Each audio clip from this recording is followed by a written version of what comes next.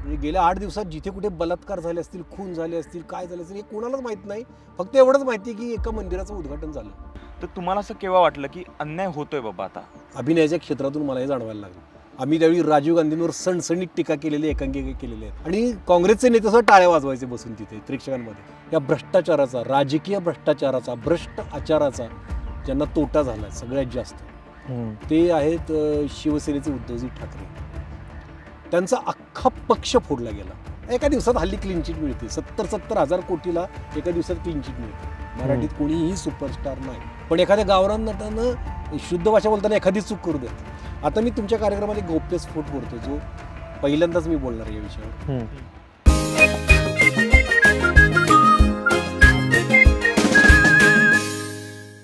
Yes, आज आम्ही आलो आहेत किरण माने यांच्याकडे आणि खूप ते छान छान मतं मांडत असतात. सोशल मीडियावर जास्त ॲक्टिव्ह असतात आणि सोशल मीडियामधून त्यांचा एक वेगळा फॅन बेस आहे.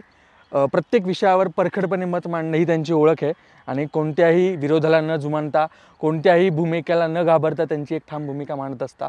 सो स्वागत आहे तुमचं किरण दादा आमच्या या अजब गजब पॉडकास्टमध्ये. आणि आमच्या आज अजब गजब गप्पा होणार आहेत खूप साऱ्या विषयांवर. खूप दिवस चाललं होतं आपलं की दादांसोबत. मला तर 5-6 महिने झाले फोन करतो, पण आज जुळून आली वेळ. आणि अशातच जुळून आली आहे की एक जाहीर भूमिका तुम्ही मांडली, एक पक्षप्रवेश केला आणि असंच एक प्रश्न पडला की एवढं सगळं छान चालू असताना, एवढी सगळी कामं सुरू असताना एखाद्या पक्षासोबत जोडलं जावं, त्याचं बंधन कुठून दुर्बुद्धी नाही म्हणताय ना? दुर्बुद्धी नाही म्हणताय ना, आता तुम्ही सांगाल. तुम्ही सांगाल की काय त्याच्या मागचं तुमचं मत काय?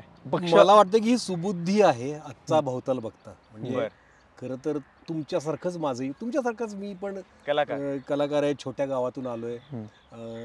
आपण नेहमीच राजकारण्यांना शिव्या देतच लहानाचे मोठे झालोय. यांना काय पडलेली नसती जनतेची, हे राजकारणी लोक असेच असतात, हे कधी एक होतील सांगता येत नाही, कधी स्वार्थासाठी काय करतील सांगता येत नाही, फक्त मतांसाठी येतात. आपण राजकारण्यांवर भरपूर बोलतो आणि खूप वाईटच बोलतो. आपण क्वचित एखादा राजकारणी चांगला बघायला मिळतो. पण माझ्या लहानपणापासून मला खूप चांगले नेते बघायला मिळाले. म्हणजे माझे वडील यशवंतराव चव्हाणांचे फॅन. आता माझं मूळ गाव जिथे आहे चिंचणी अंबग, तिथून जवळच यशवंतराव चव्हाणांचं गाव होतं. त्यामुळे यशवंतराव चव्हाणांच्या विषयी खूप ऐकत आलो लहानपणापासून. अगदी 7वी-8वीत असताना त्यांना बघितलंही मी प्रत्यक्ष. असं ते लोक जे होते ना, यशवंतराव चव्हाण असतील, त्यावेळचे वसंतदादा पाटील असतील, त्यावेळचे खूप चांगले नेते ज्यांच्यामुळे महाराष्ट्र उभा राहिला, तर ते मी पाहिले की त्यांना समाजभान होतं, गरिबीतून वर आल्यामुळे ती जाणीव होती, विविध विचारधारा महाराष्ट्रातल्या माहिती होत्या, पुरोगामी विचारधारेशी खूप जवळचं नातं होतं, स्वातंत्र्य संग्रामातून आलेली ही नेतृत्व होती सगळी. क्रांतिसिंह नाना पाटील जे होते त्यांच्याकडे, त्यांच्या एका वसतिगृहात माझे वडील शिकले, त्यामुळे त्यांचे किस्से मी ऐकत आलो. ते सुद्धा राजकारणात होते, क्रांतिसिंह नाना पाटील. तर माझं लहानपणापासूनचं इम्प्रेशन असं होतं की ही खूप चांगली माणसं असतात की जी जनतेसाठी काम करतात.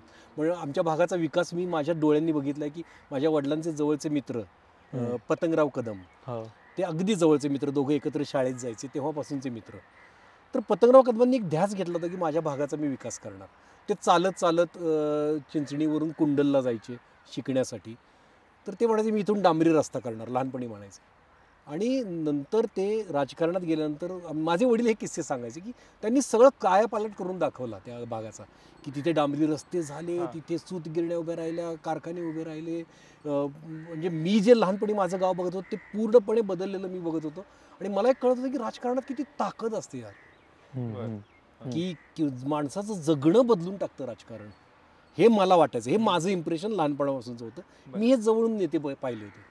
नंतर राजकारण खूप वेगळं बदलत गेलं आणि मग मी तरुण होईपर्यंत आणि तिथून पुढे मग सगळं राजकारण खूपच, आणि आत्ता त्याला एक गलिच्छ स्वरूप आलं हे जाणवतं. हे कुणालाही राजकारणी लोकही मान्य करतील, म्हणजे मी काही म्हणत नाही की खूपच गलिच्छ ज्या पद्धतीनं आत्ता जे सुरू आहे असं कधीच नव्हतं पूर्वी. म्हणजे मी पूर्वी लहानपणापासून जे बघतो ना इतकं नव्हतं. म्हणजे लोक बंडखोऱ्या करायचे, बंडखोरी करून ते उजळ माथ्यानं बंडखोरी करून दुसऱ्या पक्षात जायचे, कुठे लपून बसत नव्हते जाऊन कुठल्या लॉजमध्ये. आणि त्यांना प्रोटेक्शन आहे आणि मग ते अचानक आपण कॉलेजला असताना उमेदवार पळवतो आणि अचानक तसं काहीतरी हे राजकारण घडायला लागलं, जरा अस्वस्थ व्हायला लागली, जनता अस्वस्थ होती हे मी बघितलं. म्हणजे कसं असतं ना, आपण कितीही काही म्हटलं ना की पब्लिकला काही कळत नाही, पब्लिकला सगळं कळत असतं. त्यांची सहनशक्ती फक्त जास्त आहे भारतातल्या पब्लिकची. सहनशक्ती ती आत्ता खूप ताणली जाते. हे मला जाणवलं होतं की खूप अस्वस्थता आहे लोकांमध्ये. आणि राजकारण पूर्वी कसं होतं की पूर्वी राजकारणाशी आपला फारसा संबंध नव्हता. म्हणजे राजकीय निर्णय कितीतरी घेतले जायचे जे आपल्याला माहीतही नव्हते. आणि आपण सुखानं आपलं आपलं आयुष्य जगत होतो. आपल्यापर्यंत येत नव्हतं राजकारण किंवा मैत्रीत येत नव्हतं राजकारण. ते राजकारण मैत्रीत येत नव्हतं. मैत्रीतलं राजकारण वेगळं, नात्यातलं राजकारण वेगळं. पण ते जे पॉलिटिक्स आहे ते राजकारणात येत नाही, ते आपल्या नात्यात येत नव्हतं, मैत्रीत येत नव्हतं. पण ते आता यायला लागलं. म्हणजे पूर्वी काही निर्णय व्हायचे की ते आपल्याला फार अफेक्ट करायचे नाहीत. फक्त आपण कशावर बोलायचो, महागाई, बेरोजगारी, लोकसंख्या, याच्यावर आम्ही एकांकिका वगैरे करायचो. त्याच्या पलीकडं जेव्हा आम्हाला घरातनं उठून पैसे काढून रांगेत उभं राहिलं, बँकेच्या राहायला लागलं, तेव्हा वाटलं की अरे हे म्हणजे माझ्या घरात आलं आता. माणसं मरायला लागली अशी उन्हात उभी राहून, आणि आम्हाला वाटायला लागली नाही नाही हे देशासाठी आपण करतोय. पण नंतर आम्हाला कळलं की अरे नाही, याचा काहीच फरक पडला नाही, उलट याच्यामुळे नुकसान झालं आपलं. पण त्याला अँसरेबल पण नाही ती माणसं की हे आम्ही केलं त्याचे काय परिणाम झाले हे बघा, त्याचे इतके इतके चांगले परिणाम झालेले आहेत असं येऊन पुढे कोणी सांगेच ना. ज्या माणसांनी सांगितलं की आता ह्या नोटा बंद, चला आता तुमच्या घरातल्या काढा नोटा. पण असं मला वाटायला लागलं हे काय चाललंय यार. त्यांच्यावर असं मत होतं त्यांचं की भ्रष्टाचार विरोध. तेच की पण ते सगळी मतं होती. मग आम्ही वाट बघितली ना, काळा पैसा आता हे थांबेल ते थांबेल ते थांबेल. आम्हाला कळायला लागलं की हा तुफानी भ्रष्टाचार वाढलेला आहे. उलट भ्रष्टाचारी लोक आणखीन पक्षात त्यांच्या यायला लागलेले आहेत. बरं हे आम्ही बोलायचं नाही, बरं लोकशाही आहे, मला त्यांच्यावर बोलण्याचा अधिकार आहे. आता हे बोलणं भयानक वाटतंय की नाही, त्यावेळी नव्हतं वाटत. आम्ही त्यावेळी राजीव गांधींवर सणसणीत टीका केलेली, एकांकिका केलेल्या आहेत. आम्ही एकांकिका केलेल्या आहेत कॉलेजमध्ये असताना. आणि काँग्रेसचे नेते सुद्धा टाळ्या वाजवायचे बसून तिथे प्रेक्षकांमध्ये, की त्यावेळी ते त्यांना माहिती होतं की लोकशाही आहे, लोकांना हा अधिकार आहे बोलायचा. लोकांना अधिकार आहे. माझ्या प्रश्नांसाठी मी लोकप्रतिनिधी असं म्हणतात ना त्यांना. ते काय हुकुमशहा नाहीत आपल्यावरचा, कोण राजा नाही येतो, लोकप्रतिनिधी आहेत ना ते. तर आपण त्यांना विचारणं भाग आहे की बाबा तुम्ही आमच्या समस्यांचं काय करताय. पण मला कळायला लागलं की नंतर आता हे वेगळंच काहीतरी सुरू झालंय. लोकांना त्यांच्या समस्या, बरं सगळा मीडिया ताब्यात आला, सगळं आलं, आता ते वेगळंच काहीतरी दाखवायला लागलेत. म्हणजे गेल्या 8 दिवसात जिथे कुठे बलात्कार झाले असतील, खून झाले असतील, काय झाले असतील हे कोणालाच माहीत नाही. फक्त एवढंच माहिती की एका मंदिराचं उद्घाटन झालं. मग हे म्हटलं की हे काय चाललंय. म्हणजे मीडिया, नशीब आपलं की सोशल मीडिया आहे, त्याच्यामुळे काही गोष्टी कळतात आपल्याला, तर याही कळल्या नसतं. मग मला वाटायला लागलं की माझ्यासारखा एखादा तरी माणूस, की आपण एवढ्या राजकारण्यांना शिवाय दिल्यात ना, तर आपण राजकारणात जाऊन बघूया की काय होतंय. मी सुद्धा भ्रष्ट होतोय का हे मलाही तपासून बघू द्यात. कारण मला असं आत्ता तरी ठामपणे वाटतं की मी भ्रष्ट होणार नाही. पण बघूया ना आपण काय असतं ते राजकारण, काय काय भानगड आहे. कारण माझ्या गरजा खूप कमी आहेत. माझ्या गरजेपुरतं मी कमावू शकतो. 2 वेळचं मला काय 10 फ्लॅट घ्यायचे, प्रत्येक वाढदिवसाला बायकोला नवीन फ्लॅट दिला, मी काय केलं प्रोपोगंडा फिल्म केली, असलं मला काय करायचं नाही. मला सुखानं जगायचं. आणि मला माझ्या आत्म्याला समाधान वाटेल की मी जगताना स्वाभिमानानं जगलो, कुणापुढे लाचार झालो नाही, कुठल्या नेत्यापुढे लाचार झालो नाही, हे माझं मला समाधान पाहिजे. तर मी मग मी राजकारणात येण्याचा निर्णय घेतला. आणि त्यातल्या त्यात मग चांगला पक्ष कुठला, आता तुमचा पुढचा प्रश्न. माझा तोच प्रश्न होता की मग शिवसेनाच का, किंवा जर लोकांना जर पक्ष प्रवेश करायचा असतो तर लोक काय करतात की जे सत्तेत असतात त्यांच्या बरोबर आपण सलगी करतो का तर आपल्याला पुढे काहीतरी मिळेल म्हणून. करेक्ट. तर मग शिवसेनाच का, आणि आत्ताचीच वेळ का योग्य वाटली आत्ताची वेळ योग्य का हे मी आता सांगितलं की आता गलिच्छ राजकारण झालंय आणि ते जगण्यापर्यंत आलंय की तुमच्या माझ्या मित्राची व्हॉट्सअपवर आपली भांडणच लागतात. आपली एक पोस्ट करतो मित्र आणि त्याच्यावर नाही तू हे बोलायचंच नाही सरकार विरोधात असं सांगणारी 10 जण येतात. आणि हे मित्रांच्यात भांडणं लागायला लागली. एकतर हे लोकशाही मार्ग आहे, आपण बोलू, आपण सगळे मिळून. उलट खरं काय माहिती का, सत्ताधाऱ्यांना आपण धारेवर धरणं हे आपलं काम आहे. प्रत्येक सजग नागरिकाचं हे कर्तव्य आहे की सत्ताधाऱ्यांना त्यांना धारेवर धरलं पाहिजे. आता काय झालं की सत्ताधाऱ्यांना तुम्ही काय बोलायचं नाही. अरे पण आम्ही आमच्यासाठी त्यांना निवडून दिलं ना, ते करतायत ते चांगलं. ते असं नाही ना. उलट कुठलेच सत्ताधारी परफेक्ट नसतात. आपण त्यांना परफेक्ट बनायचे, परफेक्शनच्या दिशेने घेऊन जायचं असतं. आपण त्यांना दबाव आला पाहिजे की अरे जनता याविषयी नाखुश आहे बरं का. पण आता ते होतच नाहीये. म्हणजे लोक घाबरायला लागले, ट्रोलधाड अंगावर यायला लागली. आता मला राजकारणात जाणं, मला वाटलं की नाही आता आपण जाऊया राजकारणात. आणि कारण मी समाजकारणातून इकडे आलो आहे. मी आधी समाजकारण केलं, त्याच्यावर आपण नंतर बोलूया, विचारधारा जी बोलतो. पण मग मला वाटायला लागलं आपण सक्रिय राजकारणात जाऊया. त्यात मग पक्ष कुठला निवडायचा. आता तू एक प्रश्न विचारताना एक म्हणालास की बरेच जण म्हणतात की सत्ताधारी मध्ये जाऊया म्हणजे काहीतरी मिळेल. तर मला काय मिळवायचं नाहीये. मला पदाची लालसा नाही. देईल ते पद मी त्या पदाचा 100% वापर करणार. मला पैशांची लालसा नाहीये. जे कुठले माझ्या आवश्यक, माझा जो पगार आहे तो मला मिळाला, मला इनफ आहे. त्याच्यापेक्षा जास्त पैसे मला नको आहेत. 2 नंबरच्या कुठल्याही पैशाची माझ्या घरात कधी आलेला नाही. 2 नंबरचा पैसा, असा वावगा पैसा कुठला आलेला नाही, मला तो नको आहे. मग मला सुखाच्या कल्पना माझ्या वेगळ्या आहेत, खूप वेगळ्या आहेत. तर मग मला ती लालसा नाही आहे, म्हणून सत्तेत जाण्याचे. बरं, सत्ताधाऱ्यांची आत्ता अशी अवस्था आहे की त्यांनी ज्यांच्यावर टीका केली, ज्यांच्यावर भ्रष्टाचारी म्हणून आरोप लावले, त्यांना त्यांनी पक्षात घेतलं. बरोबर. म्हणजे हे भ्रष्टाचारी आहेत. मग त्यांच्याकडे का जायचं मी त्यांच्याकडे जाऊन काय, म्हणजे भ्रष्ट जे आहेत त्यांच्याकडे जाऊ का? मग माझ्यापुढे 3-4 पर्याय होते. त्यातल्या सगळ्यात जास्त या भ्रष्टाचाराचा, राजकीय भ्रष्टाचाराचा, भ्रष्ट आचाराचा ज्यांना तोटा झाला सगळ्यात जास्त, ते आहेत शिवसेनेचे उद्धवजी ठाकरे. त्यांचा अख्खा पक्ष फोडला गेला. बरं, कसा? त्यांनी कारण काही सांगू देत जाणाऱ्यांनी. आपल्याला कळतं की नाही, आपल्या धडावर एक डोकं आहे, त्याच्यात एक मेंदू आहे, डोळे आहेत, कान आहेत, आपण बघतोय, सगळी जनता बघतीये. हो ठीक आहे, तुम्ही म्हणताना हे कारण सोडून गेलं. अरे मग तुम्ही लपून का बसलात? मग तुम्ही हे का केलं? बरेच प्रश्न लोकांना माहिती आहे. हे का गेलेत हे लोकांना माहिती आहे. लोकांना सगळं माहिती. त्यांच्यावर आधी बातम्या येत होत्या की ईडीची धाड, म्हणजे आधी बातमी येणार की लीलाधरवर ईडीची धाड पडली, आणि 8-10 दिवसानंतर लीलाधराचा सत्ताधारी पक्षात प्रवेश. एवढं तरी कळतं ना आपल्याला. गौतम बुद्धांनी काय सांगितलं? कारण कार्य संबंध तपासा, स्वतःच्या बुद्धीनं चिकित्सा करा. तर हे मला कळतं की मला तिकडे नाही जायचं. या पक्षाला, बरं, या पक्षावरही खूप आरोप, प्रत्येक राजकीय पक्षावर भ्रष्टाचाराचे आरोप आहेतच आहेत. ठीक आहे ना, ते मी भ्रष्ट होणार नाही हे मी ठरवलं. त्यातल्या त्यात आता मला जर अत्यंत समाजात फूट पाडणाऱ्या अशा शक्तीशी सामना करायचा आहे, तर मला एक पक्ष कुठला तरी निवडला पाहिजे. त्यातल्या त्यात बरा पक्ष कुठला की जो मला स्वातंत्र्य देईल माझे विचार मांडायला. त्या ज्या पक्षाला खूप डॅमेज झालं या गोष्टीचं, ज्या पक्षावर अन्याय झालेला आहे, सगळ्यांना कळतंय, न्यायाच्या नावाखाली अन्याय झालेला आहे हे सगळ्यांना कळतंय, बेकायदेशीररित्या सगळं चाललेलं आहे, तर त्या पक्षाकडे जाणं मला फार सोयीस्कर वाटलं. दुसरी गोष्ट, ठाकरे परिवार, उद्धवजी ठाकरे स्वतः कलाकार आहेत, ते फोटोग्राफर आहेत खूप चांगले. त्यांच्या घरात कलाकारांना खूप सन्मान आहे. कलाकारांची त्यांच्याकडे एक जाण आहे की ते स्वतः कलाकार आहेत. त्यांचे आजोबा कलाकार होते, प्रबोधनकार ठाकरे उत्तम पेंटर होते, बाळासाहेब ठाकरे उत्तम व्यंगचित्रकार होते, राज ठाकरे व्यंगचित्रकार आहेत, हे फोटोग्राफर आहेत. तर हे सगळं मला कलेशी संबंधित आहेत, मी कलेशी संबंधित आहे. मी फक्त राजकारणी होऊ शकत नाही, मला ते समजून घेऊ शकतील. कदाचित काही गोष्टी मला राजकारणातल्या कळणार नाहीत, तर एका कलाकाराची काय भावना असते अशा वेळी ते समजून जास्त घेऊ शकतील, दुसरं कोणी घेऊ शकणार नाही, हे मला कळलं पहिल्यांदा. दुसरी गोष्ट, त्या मातोश्री, आपल्या जनरेशनला, सगळ्या जनरेशनला मातोश्रीचं एक खूप अट्रॅक्शन आहे की लोक तिथं, अमिताभ बच्चन पासून नाना पाटेकरांपर्यंत खूप लोकांचं मी ऐकलं की मातोश्री विषयीचं, तर ते एक अट्रॅक्शन असतं, ते तर होतंच माझं. प्लस उद्धवजी ठाकरे हा अत्यंत संयमी, शांत माणूस आहे.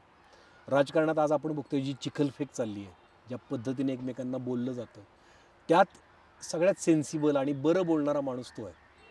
म्हणजे ज्यावेळी त्यांनी सगळे साथीदार फुटून दुसरीकडे गेले आणि लपूनच बसले जाऊन कुठेतरी, त्यावेळी त्यांनी एका सेकंदात वर्षा बंगला सोडला. त्याला खूप धाडस लागतं, एवढं मोठं पद सहजासहजी सोडायचं. माणसं किती अखंड तांडव करतात पद सोडताना, सत्ता सोडताना, भिंती खराब करतात, खूप प्रॉब्लेम होतो लोकांना घर सोडताना, स्वतः सरकारी घर सोडताना सुद्धा.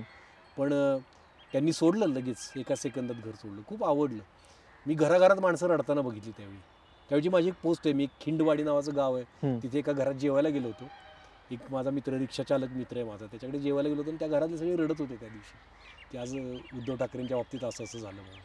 मी ती पोस्ट पण केली होती. तर या गोष्टी मी जवळून बघितल्या आणि ठीक आहे, आपण यांच्याबरोबर बऱ्यापैकी राजकारण करू शकतो यांच्याबरोबर राहून, हे मला कळलं.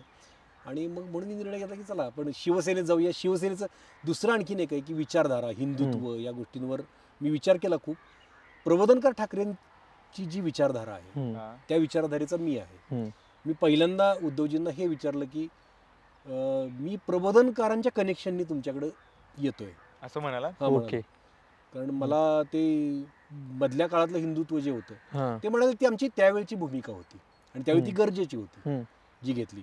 ऍक्च्युली बाळासाहेब ठाकरे सुद्धा प्रबोधनकारांच्याच विचारांचे, त्यांचाच मुलगा ना हो. तो, हम्म. हम्म. मुलगाच ना, वडील मुलगाच होते ना ते, एवढ्या महान माणसाचा मुलगा होता तो. हम्म. ते त्याच विचारांचे होते, मीही त्याच विचारांचा आहे. आत्ताची परिस्थिती नेमकी तीच आहे भोवतालची जी प्रबोधनकारांच्या काळात होती. हो. त्यामुळे आता आम्ही प्रबोधनकारांचंच हिंदुत्व घेऊन पुढे चाललोय. हम्म. आम्हाला ते हिंदुत्व नको, आम्हाला बहुजनांचं हिंदुत्व म्हणजे हवं. ते जाज्वल्य हिंदुत्व नसणार आहे. मुस्लिम विरोधी हिंदुत्व नाही हा. किंवा पुन्हा ओके. विरोधी हिंदुत्व धर्म नाही. विरोधी. हा, कुठल्या धर्म हा. विरोधी, म्हणजे त्याचा विरोध, कुठला धर्म कोणाला विरोध करायला शिकवतो का, द्वेष करायला शिकवतो का? हम्म. हम्म. बहुजनांचं हिंदुत्व जे आहे, जे वारकरी संप्रदायानं सांगितलं, हम्म. वारकरी संप्रदायानं काय केलं, समानता आणली धर्मात. हम्म. उच्च नीचता कुठला धर्म मानत नाही. हम्म. त्यांनी चोखा मेळ्याला सुद्धा कीर्तनाची परवानगी दिली, जनाबाईंना कीर्तनाची स्त्रियांना मान दिला. हम्म. हम्म. 800 वर्षांपूर्वी ते सुरू झालं. ती परंपरा ना, ती परंपरा मानणारे प्रबोधनकार ठाकरे आहेत. हो. आणि त्या परंपरेचा मी पण आहे. मी वारकरी संप्रदायातली, मी सुद्धा हिंदू धर्म मानतो कुठला, जो बहुजनांना सगळ्यांना सोबत घेऊन जातो तो हिंदू धर्म मानतो. हम्म. मी नास्तिक नाहीये. हम्म. हम्म. त्यामुळे मला तो हिंदू धर्म, ते म्हणले ते बरोबर आहे. मग ते, आणि मी गौतम बुद्ध, शिवशाहू फुले आंबेडकर हे विचार मानतो, ते म्हणले ते माझे पण विचार आहेत. मग इथे वेवलेन जुळलीच. म्हटलं हे असेल तर मी यायला तयार आहे. ती भेट कशी झाली, म्हणजे तो प्लॅन कसं प्लॅन झाला, की त्याच्या आधी काय बोलणं झालं होतं, की तुम्ही मुंबईत येताय, पक्षप्रवेश करताय, तो हो. किस्सा काय म्हणजे? तर मला सुषमाताई अंधारे त्या माझ्या बहिणीसारख्या आहेत अगदी. ज्यावेळी माझी कॉन्ट्रोवर्सी झाली होती आणि मी हो. एकटा लढा देत होतो हो. बलाढ्य यंत्रणेपुढे, चॅनेल आणि हम्म. प्रोडक्शन हाऊस, त्यावेळी एक अचानक मला फोन आला की मी सुषमा अंधारी बोलते हम्म. आणि मी तुमच्या पाठीशी आहे, मी तुम्हाला काय मदत करू शकते. तर मी आपलं जुजबी असे खूप फोन महाराष्ट्रभरातून येत होते मला. हम्म. तर मी असंच ठीक आहे ठीक आहे, थँक्यू, आभारी आहे, खूप आभारी आहे, मी सांगेन तुम्हाला नक्की जेव्हा कधी मदत लागेल तेव्हा. पण त्यानंतर मी त्यांना फोन केला नाही. मग त्या स्वतःहून मला भेटायला आल्या, पुण्याहून मुंबईला ओके. फक्त मला भेटायला, माझी बाजू जाणून घेतली आणि म्हणाले की मी तुम्हाला मदत करायला तयार आहे. आणि मला 4 ठिकाणी त्या घेऊन फिरल्या. हम्म. त्या 2-3 त्या पूर्ण काळात, त्या पूर्ण वेळ माझ्याबरोबर होत्या. हम्म. हो. आणि त्यांनी बघितलं की मी कसा लढा देत होतो, मला कसं हतबल करायचा प्रयत्न वरच्या लेवलनी होत होता, ते त्यांनी जवळनं बघितलं. आणि मला सुद्धा त्यांच्याविषयी खूप आपुलकी वाटली की अशा काळात अनोळखी माणसाने एवढी मदत करणं. हम्म. त्या राजकारणात आहेत, हो. क्लास 1 ऑफिसर होत्या, मग हो. तिथून मग राष्ट्रवादीत गेल्या आणि शिवसेनेला उभारी खऱ्या अर्थानं त्यांनी आणली. आत्ता ज्या पद्धतीने त्या महाराष्ट्रभर झंझावात करतात. आहे, उपनेते आहेत त्या शिवसेनेच्या. आणि त्यानंतर मग फार काळ कॉन्टॅक्ट नव्हता, पण एकमेकांविषयी आदर आम्हाला कायम होता, अधून मेसेज असायचा. म्हणजे मी अगदी त्या काळात जेव्हा खचलो होतो खूप, एक वेळ अशी होती जेव्हा माझी कॉन्ट्रोवर्सी झाली आणि मला वाटलं की सगळं संपलं यार, एवढा मी लढा देतोय, काय ही परिस्थिती झाली भोवतालची. हा. मी प्रामाणिक असून, मी खरा असून माझ्यावर ही वेळ का. आणि माझ्या मनात थोडे निगेटिव्ह विचार कधी येत नाहीत शक्यतो, पण ती वेळ अशी होती की त्यावेळी सुद्धा यायला लागले. हम्म. आणि मला असं वाटायला लागलं की जगण्यात अर्थ नाही यार, हम्म. असं या परिस्थितीत. हम्म. आणि रात्रीचे काय खूप 1-1:30-2 वाजले होते आणि मला असं हे झालं की नाही, मी असल्या वातावरणात मी नाही जगू शकत. इतकं खोट्याची सरशी आपल्यासमोर होतीये, हम्म. असत्य बोलणारी माणसं आपल्यासमोर हसत हसत नाचतायत, जे काही तुमच्यावरती आरोप जे करत होते. सत्यासाठी जो लढतोय त्याच्या हम्म. पाठीशी कोणीच नाहीये. हम्म. हम्म. तर त्यावेळी मी त्यांना मेसेज केला की ताई मला खूप लो फील होतं आणि मला वाटतं की जगण्यात काय अर्थ नाही. हम्म. आणि ताईंनी लगेच मला रात्री फोन केला आणि तो मेसेज वाचला आणि माझ्याशी जवळजवळ तासभर त्या बोलत होत्या. आणि त्यांनी एकदम शांत केलं मला की हे प्रसंग येतात आयुष्यात, आपल्या महामानवांनी किती सोसलंय, हम्म. आपण काय आहे, हम्म. आपण हे छोटंसं सोसायचं नाही का, आपण पुढे चांगले दिवस येणार आहेत, मी तुमच्या पाठी. आणि ते ते ते शब्द मला बळ देऊन गेले. आणि सुषमाताई अंधारे ह्या तेव्हापासून इथं बहिणीचं नातं तर आहेच आणि इथं खूप मोठं स्थान आहे, हम्म. त्या शिवसेनेत आहेत. हम्म. त्यांनी मला फोन केला की किरणजी तुम्ही या आमच्याबरोबर. हम्म. तर हे कधीची गोष्ट आहे? ही कधीची गोष्ट? अलीकडे सारखं होत होतं हे. ओके. ओके. आणि मी म्हटलं ताई तुम्ही असताना मी तुम्हाला कधी नकार देणारच नाही, पण मला राजकारणात येण्याविषयी थोडंसं मला थोडा विचार करू द्या, थोडा विचार करू द्या. खूप काळ गेला, मग त्या म्हणाल्या की या तुम्ही आमच्यासोबत, आपण बाकीच्या काही गोष्टी असतील याच्या कुठल्या विचारधारे संदर्भात, माझ्याकडे विचारधारे संदर्भातच, मला दुसरं काही हे नाही. तर मग त्यांनी एक मीटिंग घडवून आणली, रश्मी वहिनी, उद्धवजी आणि मी. आणि त्या मीटिंगमध्ये माझ्या सगळ्या बाजू मी क्लिअर केल्या की बाबा राजकारणाची मला एक खूप राजकारणातली माहिती नाही, टेक्निकल ती गोष्ट, पण मला यायचं तर आहेच. विचारधारा म्हणून मी अस्वस्थ आहे की जे भोवताली चाललंय त्याच्याविषयी मी अस्वस्थ आहे. हे खूप भयानक चाललंय आणि खूप भयानकतेकडे घेऊन चाललंय.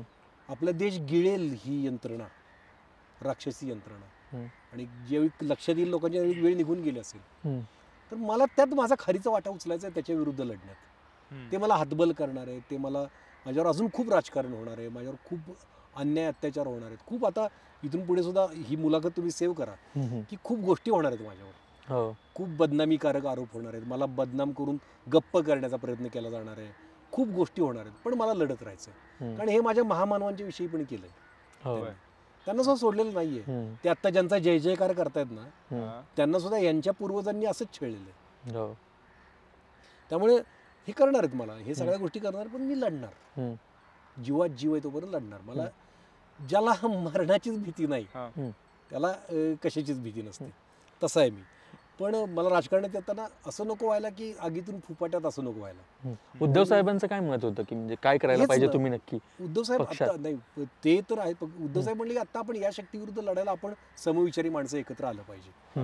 आणि ह्या जसं बोलणं झालं की प्रबोधनकार ठाकरेंच्या वेळी जी परिस्थिती भोवताली होती तीच परिस्थिती आत्ता आहे. आणि आता आपण प्रबोधनकारांचाच विचार पुढे न्यायचा आहे. हे बोलल्यानंतर मला बळ मिळालं की हे तर खूप छान आहे, कारण मी प्रबोधनकार म्हणजे मना मेंदूत आहेत माझ्या, की मी साताऱ्याचा कर्मवीर अण्णा, साताऱ्याचे रयत शिक्षण संस्थेत माझ्या 3 पिढ्या शिकलेल्या आहेत. त्यांचे आणि प्रबोधनकारांचे इतके मैत्रीचे घनिष्ठ संबंध होते, म्हणजे अण्णा त्यांना गुरु म्हणायचे. म्हणजे ते नातं इमोशनल नातं पण असं आहे. म्हटलं हे करायचं आता आपण.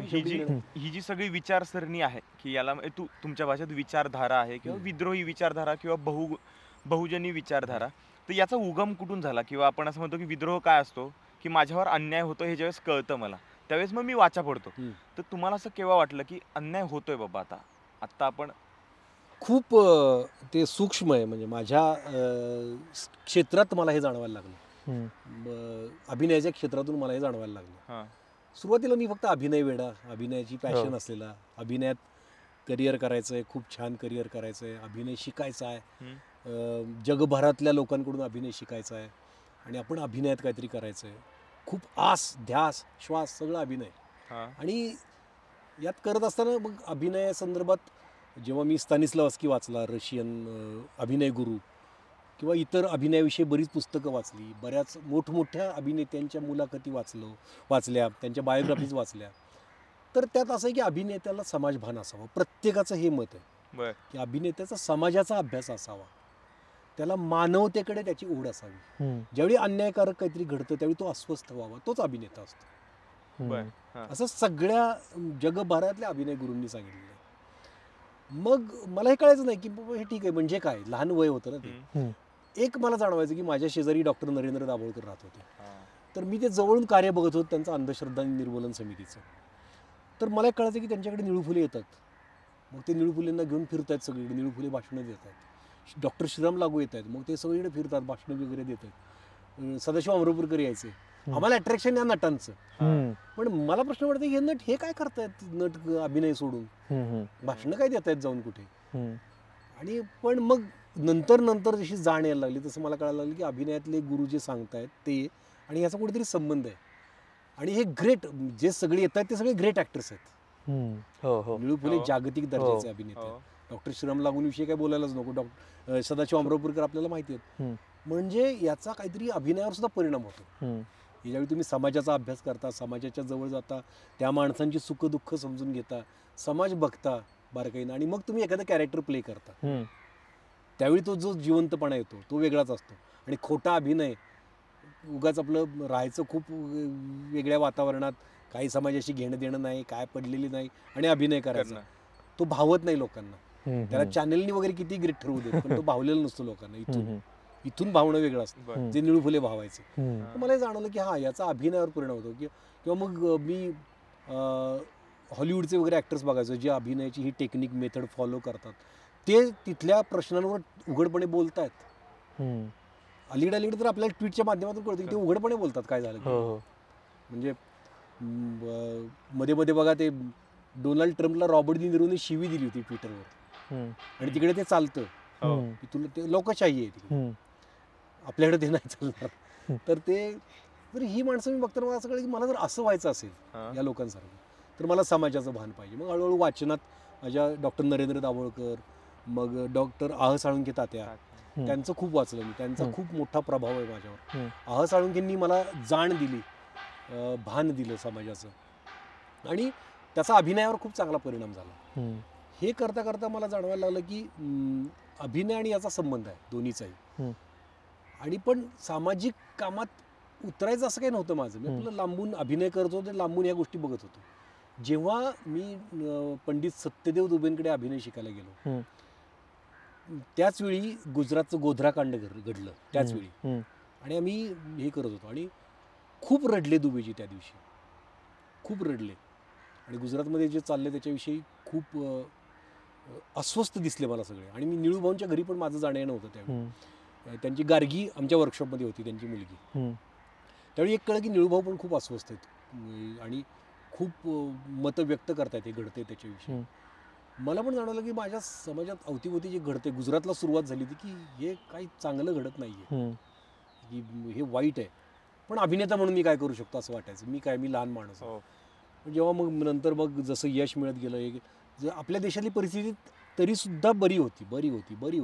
आपल्यापर्यंत काही येत नव्हतं. मग जेव्हा आपल्यापर्यंत यायला लागलं तेव्हा मला जाणवायला लागलं की नाही, आता आपण यात सामाजिक कार्यात उतरलं पाहिजे. त्यात माझ्या वाचनात जगद्गुरु संत तुकोबाराया आले, डॉक्टर आह साळुंखे तात्यांमुळे. तुकोबाराया जेव्हा मी वाचायला लागलो, तर माझे आजोबा वारकरी, त्यामुळे तुकाराम गाथा घरात होतीच. तर पूर्वी तुकाराम गाथा म्हणजे मला फक्त एवढंच माहिती होतं की तुकाराम गाथेची आम्ही पूजा करायचो, देवाऱ्यात ठेवलेली असायची. एक फोटो होता ज्याच्यावर गरुडावर बसून ते वैकुंठाला चालले, असा फोटो होता. लहानपणापासून एकच की गरुडावर बसून तुकाराम महाराज वैकुंठाला गेले, आणि ते फार देवदेव करत होते, आणि त्यांनी संसार उधळून दिला, दुकान उधळून दिला, आणि फक्त विठ्ठल विठ्ठल करत बसले, आणि संपला इतिहास. नंतर जेव्हा आह साळुंखे तात्यांचं वाचन आलं, मग मी गाथा वाचायला लागलो. अरे म्हणजे तुकोबाराया असे नव्हते. तुकोबाराया स्वतःचा संसार उधळून देणारे नव्हते. तुकोबाराया व्यवहारी होते. जोडून या धन उत्तम व्यवहारे, उदास विचारे वेच करी, हे सांगणारे होते तुकोबाराया. शेती कशी करावी हे सांगणारे होते तुकोबाराया. ते कसं शेतबीत असं गुरं खाऊन जातात आणि त्यांचं लक्षच नाही, असं कसं होईल, ते दाखवण्यात आलं आपल्याला. दाखवण्यात आलं. तर ती मग मला कळलं की कुणीतरी ही प्रतिमा त्यांची अशी निर्माण केली. मग का निर्माण केली? मग मी शोधलं की अरे हा, ते भेदाभेदाविरुद्ध बोलत होते, विषमतेविरुद्ध बोलत होते, आणि समानतेच्या बाजूने बोलत होते. म्हणून मग त्यांना छळलं सनातनी लोकांनी, त्यांची गाथा बुडवायला लावली. का तर हे विचार तू नाहीच सांगायची, तुला शिक्षणाचा अधिकार नाही, तू नाही वेद वाचायचीस, तू नाही. मग मला कळायला लागलं की हा, ही ती विचारधारा आहे, ही बहुजनवादी विचारधारा आहे. तो त्यांचा जो धर्म आहे तो जखडून ठेवतो तुम्हाला, हे नाही करायचं, ते नाही करायचं, आणि हा धर्म मुक्त करतो तुम्हाला, जो वारकरी संप्रदायाचा धर्म आहे तो. या गोष्टी कळायला लागल्या, आणि त्यामुळे समाजात भोवताली जे होते ते कळायला लागलं मला. आता मी अभिनयात आलो. अभिनयात मला जाणवायला लागलं की एका विचारधारेचं वर्चस्व खूप आहे. नाट्यक्षेत्रात, सिरियलमध्ये, कास्टिंग करताना वगैरे वगैरे टॅलेंटपेक्षा जास्त विचार वैयक्तिक संबंधांचा होतो किंवा अशा गोष्टींचा होतो, हे जाणवायला लागलं. नाट्यक्षेत्र तर जवळजवळ व्यावसायिक नाट्यक्षेत्र एक ठराविक विचारधारेच्या लोकांनीच काबीज केलंय, आणि ते त्यांच्यातल्या त्यांच्यातच फिरत असतं सगळं. तर मला हे कळायला लागलं, आणि मग मला जाणवायला लागलं की अरे हे माझ्या क्षेत्रात एवढं, आणि मला कळलं की माझ्याच क्षेत्रात जास्त आहे. नंतर कळलं मला, जेव्हा बाहेर सुद्धा हे व्हायला लागलं तरी माझ्या क्षेत्रातले एकदम उन्माद चढायला लागला. तोपर्यंत ते शांत होते, शांततेत काड्या होत्या सुरू होत्या. कुणाचा पत्ता कट करायचा, कुणाचा पत्ता इन करायचा, अमुक करायचं तमुक करायचं, या सुमडीमध्ये कुंबडी होती. पण जेव्हा बाहेरनं सत्ता आली आणि उन्माद वाढायला लागला, तसं यांचा पण उन्माद वाढायला लागला. आणि मग मी ठरवलं की नाही, मला याच्याविरुद्ध लढायचं आहे, मला हे असंच नाही चालू ठेवायचं. मी अभिनेता म्हणून खूप काम करणे आणि मी खूप दिसणे आणि मग सेल्फी काढतायत लोक, एवढंच मला अभिनेता नाही व्हायचं. अभिनेता मला प्रसिद्ध तर व्हायचंय. एखादं काम आलं तरी असं गाजलं पाहिजे की काम झालं आपलं, 10 कामांचं एक काम करेल. आणि मला समाजाशी सुद्धा कनेक्टेड राहायचं आहे, हम्म, माझ्या समाजाशी. हम्म, की बऱ्याच जणांना वाटतं की मला ओळखतात आणि माझ्याबरोबर सेल्फी काढतात म्हणजे मी प्रसिद्ध आहे. तुम्हाला टीव्हीवर बघितलेलं असतं म्हणून तुमच्याबरोबर सेल्फी काढतात. हो. आता अजब गजब बघितलेले काही माणसं तुम्हाला रस्त्यात भेटत पण असतील, हम्म, हो. हम्म, हो. त्याला लोकप्रियता नाहीत म्हणत, हम्म, तुम्हाला बघतात म्हणून ते बघतात. अरे अरे. तुम्ही ते अजब गजब असतं. हम्म, तसं ते नटांचं पण असतं. हम्म. तू ते अमुक एक सिरियलमध्ये असतो ना, हां, मला असं वाटतं की नाही निळू फुलेंना बघितलं तर आमचं जे व्हायचं ना की निळू फुले, हो. आणि मग एक समग्र व्यक्तिमत्व डोळ्यापुढे यायचं. हम्म, आणि आता सुद्धा प्रेक्षक कधी तुमच्यावर जीवापाड प्रेम करतात माहिती आहे का? प्रेक्षकांना एखाद्या सिनेमात तुमचा अभिनय आवडतो, हम्म. तर किंवा अरे चांगला अभिनेता आहे, सर्च मारूया हम्म, किरण माने, फेसबुक काय लिहितो हा, ट्विटर काय लिहितो हा, इन्स्टा काय करतो हा, हम्म, आणि मग तुमचं व्यक्तिमत्व ते बघायला लागतात. हम्म, समग्र व्यक्तिमत्व बघतात आणि मग तुम्हाला लाईक करायचं का डिसलाईक करायचं हे ते ठरवतात प्रेक्षक. हो. आजकाल खूप अवघड आहे, लोकप्रिय होणं, हम्म, फेमस होणं सोपं आहे. हम्म, प्रसिद्धी आणि लोकप्रियता दोन वेगळ्या गोष्टी आहेत. हो. लोकांचं प्रेम मिळणं आणि लोकांचं प्रसिद्ध. प्रेम मिळणं वेगळं आहे, ते फार अवघड आहे. हम्म, प्रसिद्धी फार सोपी आहे. हवा. हो. प्रसिद्धी खूप जण मिळवतात आज. हम्म, एक 2 मिनिटाची रील बनवून आमच्या गल्लीबोळात, हम्म, हम्म. गल्लीबोळातली मुलं आहेत ना त्यांना 2 मिलियन 3 मिलियन असे फॉलोअर्स आहेत. हा. हो. तर ती प्रसिद्धी खूप सोपी आहे, हम्म. लोकप्रियता अवघड आहे. हो. लोकप्रियता अवघड आहे की तुमच्यासाठी लोकांनी उठून कुठेतरी येणं, हम्म, तुम्ही येणार आहात म्हणून, हम्म, हम्म, किंवा बरोबर. तुमचा सिनेमा बघायला लोकांनी झडझडून उठून थिएटरमध्ये जाऊन तिकीट काढून हम्म. बसणं. शाहरुख खान का लोकप्रिय आहे? हम्म, त्याचा वाईट सिनेमा सुद्धा चालतो की नाही आपली, हम्म. त्याचा हो. वाईट सिनेमा सुद्धा चालावा असं लोकांना वाटतं की नाही? हो, हो. समग्र व्यक्तिमत्व बघतात. शाहरुख खान काय करतो, अभिनय चांगला करतो, हम्म, काही जणांना आवडत नाही, काही जणांना आवडतो, पण तो वाजवतो त्याचा अभिनय, हम्म, तो तिथे कुठे कमी नाही, तो व्यावसायिक म्हणून कुठे कमी नाही, हम्म, तो समाजभान म्हणून कुठे कमी नाही, हम्म, तो त्याचं मीर फाउंडेशन तर्फे अफाट समाजकार्य करत असतो. तो हम्म. प्रचंड मोठ्या प्रमाणावर समाजकार्य करतो. तो भारतात खूप मोठं, पश्चिम बंगालमध्ये किंवा सगळीकडे त्याचं खूप मोठं काम आहे. हम्म. ॲसिड अटॅकग्रस्त महिलांसाठी किंवा इतरही त्यानं प्रचंड काम केलं. लिस्ट आहे कामांची, मी एकदा फेसबुकवर टाकली होती. हम्म, हे लोकांना माहिती आहे. हम्म, आणि शाहरुख खान कुठल्याही दडपणाला जुमानत नाही. हम्म. म्हणजे जेव्हा त्याचा मुलगा तुरुंगात गेला हो. तेव्हा अख्ख्या भारताने त्याला बारकाईनं बघितलं, हम्म. कुणापुढे झुकला नाही तो. त्याला शक्य होतं की नाही 2 दिवसात मुलाला बाहेर काढणं? हो, हो. शक्य होतं. हम्म, एका दिवसात हल्ली क्लीन चिट मिळते. 70,000 कोटीला एका दिवसात क्लीन चिट मिळते की नाही? त्या माणसाला मुलाला बाहेर काढणं किती सोपं होतं. पण त्यानं कायदेशीर मार्गानं 28 दिवस मुलाला तुरुंगात ठेवलं, कायदेशीर मार्गाने त्याला निर्दोष ठरल्यानंतर हो. बाहेर काढलं. हो. तिथे तो काळजात लोकांच्या इथे जाऊन बसला. मग पठाण नावाचा एक बकवास सिनेमा आला तरी लोकांनी भरभरून चालवला. हो. त्याला म्हणतात लोकप्रियता. लोकप्रियता. वा. प्रसिद्धी वेगळी, लोकप्रियता वेगळी. हम्म, तर मला असं वाटायला लागलं की माझ्या क्षेत्रातल्या ह्या गोष्टीतून मला बोललं पाहिजे. हम्म, आणि मी बोलायला लागल्यावर मला कळायला लागलं की मी लोकप्रिय होतोय. हो. ते फेसबुक पोस्टवरून, इन्स्टा आणि मला पोस्टवरून. कळायला लागलं की यार माझं जी मुलगी झाली व जी सिरियल होती हम्म, त्यातला विलास पाटील हे कॅरेक्टर प्रचंड लोकप्रिय झालं होतं. हो. पण मला विलास पाटील म्हणून लोक भेटायचे.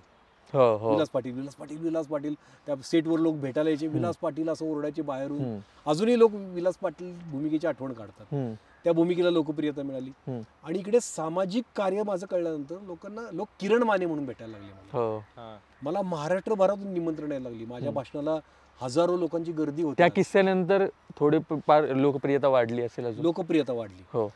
तर ती लोकप्रियता व्यक्ती म्हणून वाढली. हम्म, आणि मला जाणवायला लागलं की ट्रोल खूप वाढतात. हो. ज्यावेळी तुमची लोकप्रियता वाढते त्यावेळी तुम्हाला शिवाय देणारे खूप असतात. हम्म, त्याला घाबरायचं नसतं. हम्म. सरळ आहे ना. शाहरुख खान, मला कोण म्हटलं ना की अरे तुला किती ट्रोल केलंय बघ, हो. कमेंट्स तर मी म्हणतो मी शाहरुख खानच्या पेजवर जा, त्याला पण ट्रोल केलेलं असतं. म्हणजे असंच आहे, त्याला सुद्धा ट्रोल करतात. हा. तो लोकप्रिय आहे. तसं जो लोकप्रिय असतो त्याला ट्रोल करणार ना. तर हे जर समजून घेतलं तर ट्रोलिंगची भीती वाटत नाही. मग मला महाराष्ट्रभरातून बोलवायला लागले. अख्ख्या महाराष्ट्र, विदर्भ, मराठवाडा, पश्चिम महाराष्ट्र, सगळीकडे मला बोलवतात आजही. आता अक्षरशः मला तारखा मिळत नाहीत. म्हणजे आता उद्या परवा मी कोल्हापूरला हुपरीला चाललोय धम्म परिषदेत बोलायला. तर खूप मोठी जबाबदारीचं काम आहे ते. किंवा त्यानंतर साताऱ्यात संविधान प्रेमींच्या गझलांचा कार्यक्रम आहे, संविधानावरच्या गझल्स, त्याचा कार्यक्रम आहे. त्याचा उद्घाटक मी आहे. किंवा नंतर विद्रोही साहित्य संमेलनाचा समारोप माझ्या हस्ते. अशा अनेक गोष्टी मला बोलवतात लोक, आवर्जून बोलवतात, प्रेमानं बोलवतात. तुम्ही हवेच मला असं म्हणतात. म्हणजे ह्या ज्या गोष्टी. आणि एका बाजूला सिनेमे पण भरपूर मिळतात, एका बाजूला सगळं. हे सगळं चाललंय आणि मी म्हणलं की हे जर करून मला असं वाटतं की हे बघून तरी इतर नटांनी समाजभान बाळगा की अरे किरण मानेला लोकप्रियता पण मिळाली, प्रसिद्धी पण मिळाली, फक्त तो रोखठोक बोलत होता, तर हे तरी तुम्ही घ्या. मी आता हे कुठला माझा बडेजाव किंवा आत्मप्रौढी नाही, पण माझं यश तर तुम्हाला सांगणं गरजेचं आहे. का सांगू नये, मी मिळवले ते का सांगू नये. आणि मी तुम्हाला पुरावे देतो ना, मी इकडे भाषण द्यायला चाललोय, तिकडे भाषण द्यायला चाललोय, हे पुरावे देतो. तर इतर नटांनी सुद्धा यात या तुम्ही. काय काय आहेत त्यांना बोलायचंय, त्यांच्याकडे खूप आहे बोलण्यासारखं, पण ते घाबरत आहेत. मला जर या सिरियल मधून काढून टाकलं तर टाकू दे ना, काढू दे ना, काय फरक पडतो. हे काय काय सिरियल गेली किंवा मला मी आत्ता 6 सिनेमे करतोय, याच्याऐवजी काय 10 सिनेमे करत असतो. चौघांनी मला घेतलं नाही, काय फरक पडला मला, काही नाही फरक पडला. काही नाही. त्याच्यानंतर मला असं वाटतं की तुमची कामं वाढली कामं खूप वाढली. कारण मग बिग बॉस झालं, मग Big Boss त्याच्यावर आपण बोलूयाच नंतर. पण हे मग नट म्हणून मला या गोष्टी माझ्या क्षेत्रात जाणवायला लागल्यानंतर मग समाजातलं सुद्धा मला जास्त कळायला लागलं. इव्हन माझं प्रकरण घडल्यानंतर महाराष्ट्रातल्या लोकांना कळलं की या क्षेत्रात काय चालतंय.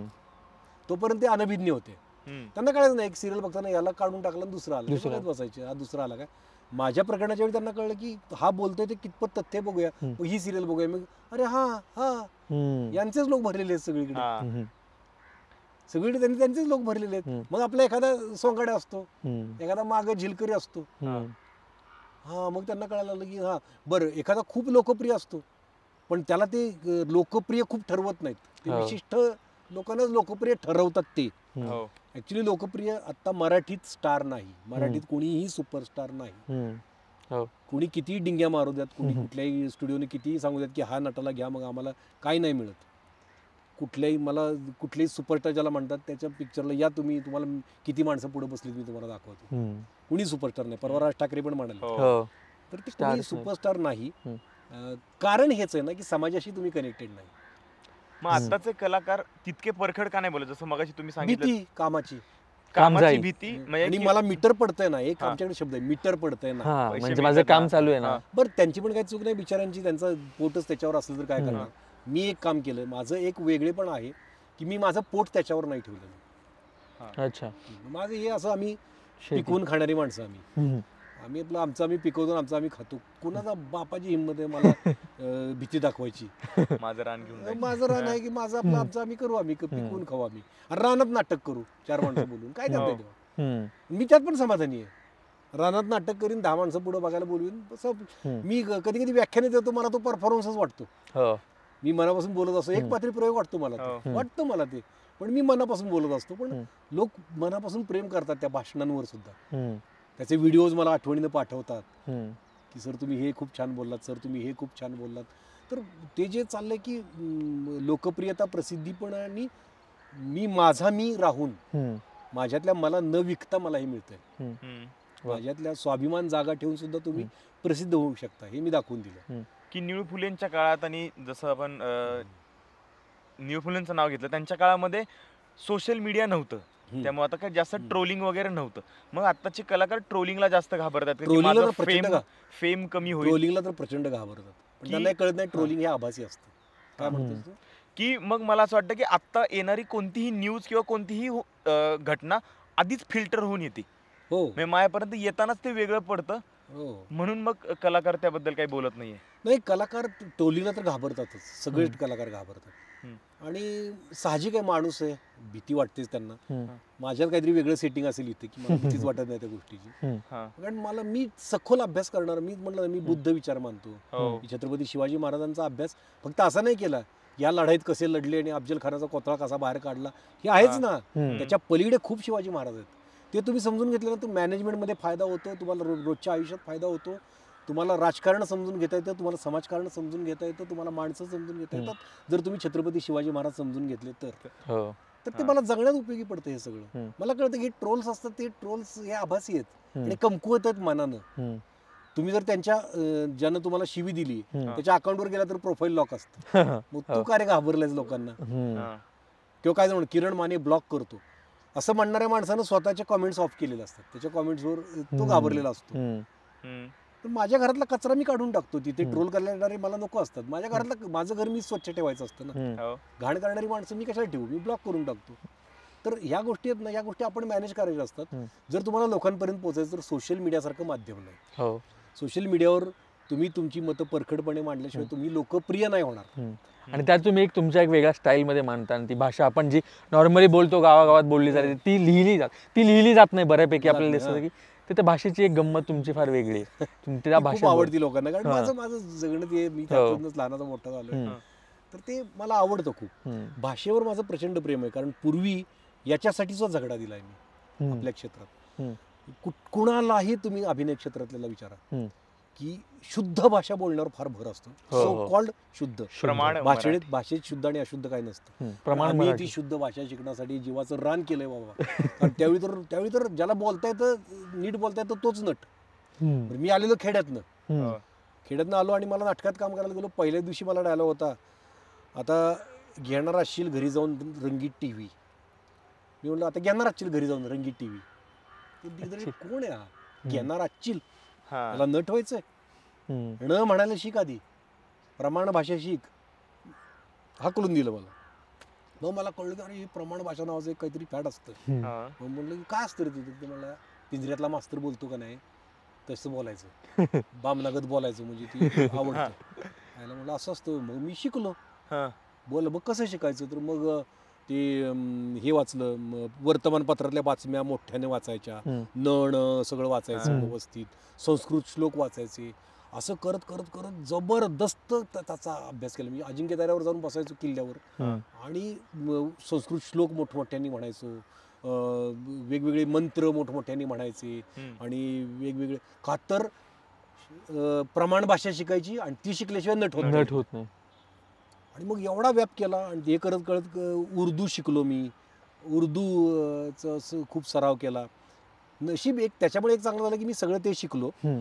ते शिकल्यानंतर मला जाणवलं की नटाला गरजेचं काय असतं, हे गरजेचं तर असतंच, पण ह्या त्यातला 1% भाग आहे प्रमाण भाषा शिकणं. मी वैदर्भीय भाषा पण शिकली पाहिजे, मी कोकणी पण शिकली पाहिजे, मी मालवणी शिकली पाहिजे, मी बाणकोटी शिकली पाहिजे, मी आपली घाटावरची भाषा शिकली पाहिजे. त्या घाटावरच्या भाषेचे प्रकार आहेत, कोल्हापुरी बोली वेगळी, सांगलीची वेगळी, सातारची वेगळी, ते शिकलं पाहिजे. आणि तर मग नट म्हणून तुम्हाला जी कुठली भूमिका येते ती तुम्हाला करता येते. मग मला कळायला लागली मग एका प्रमाण भाषेसाठी एवढा आग्रह का? तर म्हणलं प्रमाण भाषा ज्यांना बोलता येते त्यांचंच वर्चस्व होतं इंडस्ट्रीत. त्यामुळे त्यांना काय वाटायचं, ते स्वतःला सेव्ह करायचं की हे बोलता आलं तरच नट, हे बोलता आलं तरच नट होता येतं. आणि पाणीवाला नाही, आणि पाणी. म्हटलं आता आम्ही आणीच म्हणतो पाणीच म्हणतो. समजा त्या नटाचंच नाव किरण माने असलं, सातारचा, त्या नटाचं कॅरेक्टरचं नाव असलं, कॅरेक्टरचं नाव नाटकात जो कॅरेक्टर करतो त्याचं नाव किरण माने, तर तो आणीच म्हणणार ना. त्यांना पण आणि म्हणायचं. म्हणजे मी पूर्वीच्या नाटकात पोस्टमन जो येतो ना पत्र द्यायला, तो पण शुद्ध भाषेत बोलतो. तर हे का बरं, शुद्ध अशुद्ध काय? आम्ही जी गावाकडे बोलतो ती अशुद्ध कशी, भाषा अशुद्ध कशी असू शकते? आणि ती ठरवली कोणी अशुद्ध? ठरवलं कोणी? मग मला कळलं आपण एवढा आटापिटा केला, 1-2 वर्ष मंत्र तंत्र शिकायला, हे सगळं. तर ह्याच्यापेक्षा जास्त ह्या लोकांना ही भाषा शिकवली पाहिजे आपली. त्यांनी पण एवढे प्रयत्न केले पाहिजेत की सातारा शिकायला. तर मला कळलं की एवढे तुम्ही सुपरस्टार म्हणताना ते गावरान रोल करताना बघा किती केविलवाणी वाटतं. केविलवाणी फार वाईट पद्धतीनं गावरान भाषा बोलतात ते खपून घेतलं जातं. पण एखाद्या गावरान नटानं शुद्ध भाषा बोलताना एखादी चूक करू देत, लगेच उचलून. हा फरक मला दिसायला लागला. कुणी पण आताही माझी मुलाखत बघताना एखाद्या माणसाला माझ्या क्षेत्रातल्या कुणी पण याच्यावर ऑब्जेक्शन घेऊन दाखवा, हे सत्य आहे. आता मी सत्य बोलतोय, हे सत्य बोलायला घाबरतात. म्हणजे तू फक्त शुद्ध बोललास तरच नट होऊ शकतो. आणि मला अशुद्ध बोलणाऱ्याचं काम आलं तर, रोल आला तर. मला अशोक सराफ खूप आवडतात. ज्यावेळी अशोक सराफनं भेटलो, माझे खूप चांगले मित्र झाले नंतरच्या काळात. ते माझ्या घरी आले सातारच्या, मी त्यांच्या घरी जायला लागलो. म्हणजे अजूनही आमचे चांगले संबंध आहेत. मला अशोक सराफ, मी बायनीतल्या तंबूतल्या सिनेमात बघितलेला अशोक सराफ गावरान रोल करताना, म्हणजे आपले बिनकामाचा नवरा वगैरे. मला वाटतं अशोक सराफ हा गावाकडचा माणूस आहे आपल्या. मला नंतर कळलं की अशोक सराफ पूर्ण वेळ शहरात राहिलेले, मुंबईत लहानाचे मोठे, बेळगावमध्ये, गोव्यात आणि मुंबईत राहिले, तरी सुद्धा ते घाटावरची भाषा उत्तम बोलत होते. याला म्हणतात नट. तर हे आपल्याकडे नाहीये ना. आपल्याकडे ते तेवढ्याच गटानं असं संकुचित करून टाकलंय. आपल्या क्षेत्राला. अजूनही आहे तो गट. अजूनही मुद्दे त्यांच्याच हातात आहे सगळं. व्यावसायिक नाटकात तू जा ना, व्यावसायिक नाटकाचं पान काढ फक्त तू महाराष्ट्र टाइम्सला. हो. तर मग हे व्हायला लागलं आणि याच्यावर बोलू नये का मी? का बोलू नये? जर घडतंय तर का बोलू नये? मी दबून राहू असं आयुष्यभर आणि हे सत्य कोणापुढे यायलाच नको? उद्या जी माझ्या गावाकडून पोरं येणार आहेत नट व्हायचंय म्हणून, तरी आता खूप खुलं झालंय सोशल मीडियामध्ये. गावाकडची पोरं गावाकडची वेब सिरीज काढतात, वाट लावून टाकतात सगळ्यांची, असे त्यांना हे मिळतात. म्हणजे गावाकडच्या गोष्टी असेल, बारामती कोरीपाटी असेल, हे असेल, वाट लावतात. हे आता झालंय, खूप चांगली गोष्ट आहे, पण तरीही वर्चस्व आहेच. म्हणजे काय मग शेवटी ते अवॉर्ड फंक्शन एक आपल्याकडे लय टोकार प्रकार आहे. ते ग्लॅमरचे अवॉर्ड फंक्शन असतात, त्यात त्यांना ठरवलं त्यांना ते अवॉर्ड देतात आणि त्यात ते ठरवतात की कोणाला मोठं करायचंय. पण आता लोक ते पण उडवून लावतील काही दिवसांनी. आता ते त्याचा पण बाजार झालाय, पण इथं पण तेच चालतं, सगळीकडे तेच चालतं. आता मी तुमच्या कार्यक्रमात एक गौप्य स्फोट करतो, जो पहिल्यांदाच मी बोलणार आहे या विषयावर, ज्याचा तुम्हाला उपयोग होईल. आणि पण मला ते बोलायचं.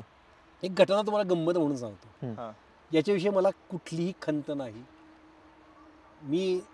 मला अवॉर्ड प्रेक्षक देत आहेत रोज, ते मला माहिती आहे. विषय संपला.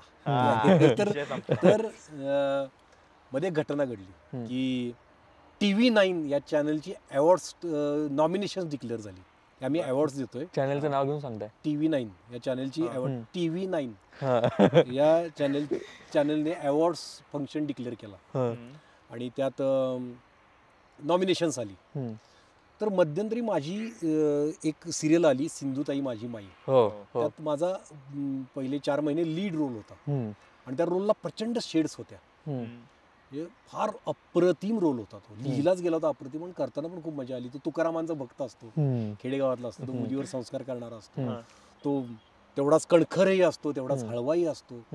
खूप चांगले सीन्स होते त्यात. तर म्हटलं की नॉमिनेशन तर असणार आपल्याला, चालतंय. तर माझं नॉमिनेशनच नाही.